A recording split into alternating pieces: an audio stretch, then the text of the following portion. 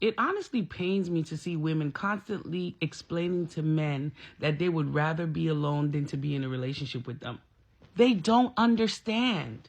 They don't understand because the cognitive dissonance. They can't imagine because they can't do it.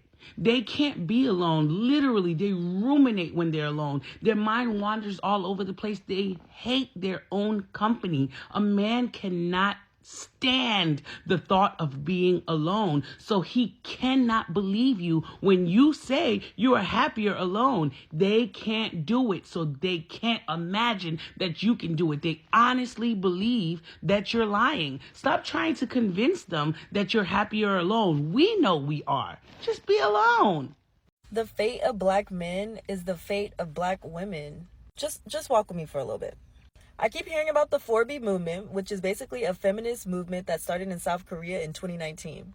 The purpose is to combat the patriarchy in South Korea, and they have 4 major no's. So it's no dating men, no sex with men, no carrying children for men, and no marrying men. What benefits would this type of movement have for black women and the black community as a whole? As black people, we forget that black men and black women, like, we share the same struggle. So whatever happens to them happens to us, and whatever happens to us happens to them. There is no separation. I think by not having children, we're just contributing to our own extinction, and I don't understand the point of that. I think we get so caught up in the political polarization of black men and black women and like online echo chambers that we forget that we really need each other.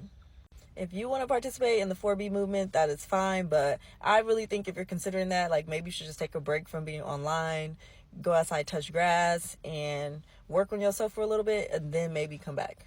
We have the power to make morons go extinct like dinosaurs. The morons here are just creating mediocrity.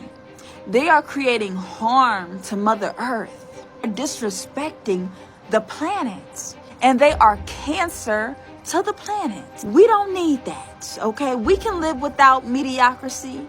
We can live without the morons, okay?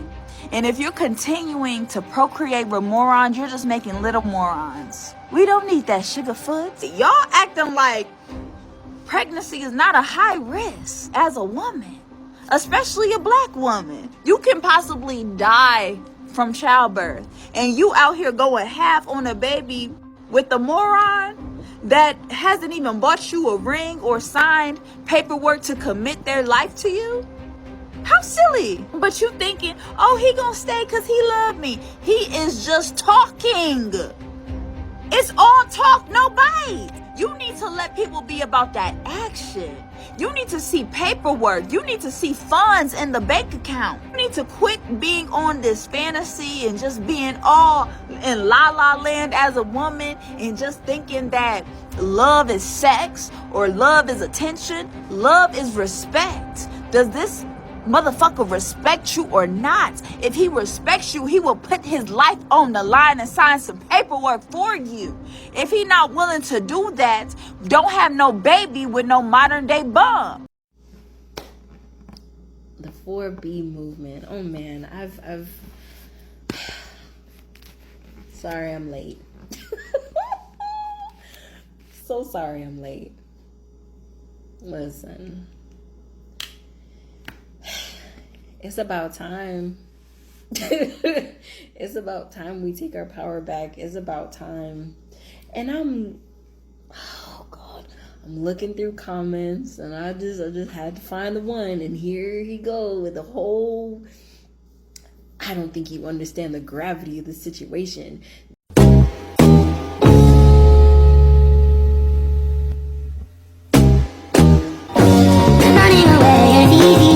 Snore sounds a lot like SUSBM, yup. This supposed movement that entails women taking their ball and essentially going home sounds like SY. SBM, it's every talking point of the ideology born from their egregious, psychopathic, narcissistic entitlement flipped on its head, inverted for feminist goons who've run out of gas, trying to explain their shitty, into-the-wall head-first mindset that has all but destroyed the ethnic black community of this supposed ethnic community.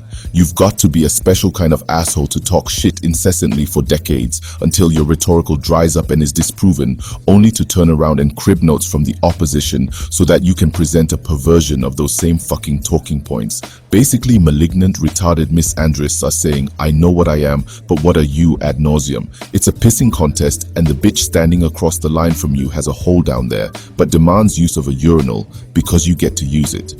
She's mean mugging you while piss runs down her legs as you stare incredulously. Black men are already ignoring these pilfered, rhetorically inverted talking points. We've been doing it for generations, and I suppose that was a big motherfucking mistake. There should have been generational pushback instead of allowing a silent war of attrition that saw the first teachers of the child manufacture, indoctrinate, and replace many of our numbers with their genetic operatives over decades to the point we don't know where we begin and they end. They have been allowed into male spaces to push their talking points, the mayonnaise and rainbow agendas, while smothering the rest by telling and enforcing niggas ain't shit on their male children. Oppressors talking about being oppressed should be tragically hilarious, but it's not. Black women fuel and run the black community, and that community is a ghetto. So, a number of women want to quote-unquote take their ball and go home, right? My retort. So, where you go when you're already home, bitch? Black men didn't build it, you did. You gave it to us as a minority-majority sponsored habitat for one-sided failure.